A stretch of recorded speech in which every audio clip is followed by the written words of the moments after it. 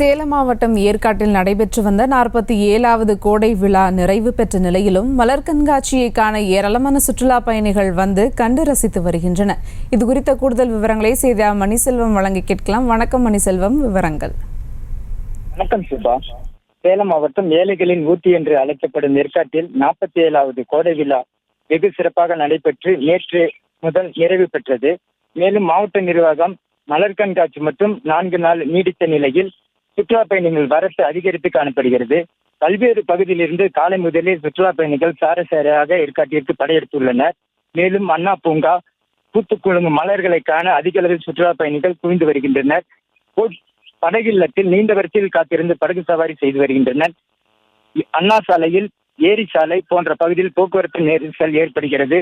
மேலும் வருகிற நாட்களில் அதிக அளவில் சுற்றுலா பயணிகள் வருவார்கள் என்று எதிர்பார்க்கப்படுகிறது. சுபா, செய்திகளை உடனுக்குடனும் துல்லியமாகவும் தெரிந்து கொள்ள சப்ஸ்கிரைப் பண்ணுங்க.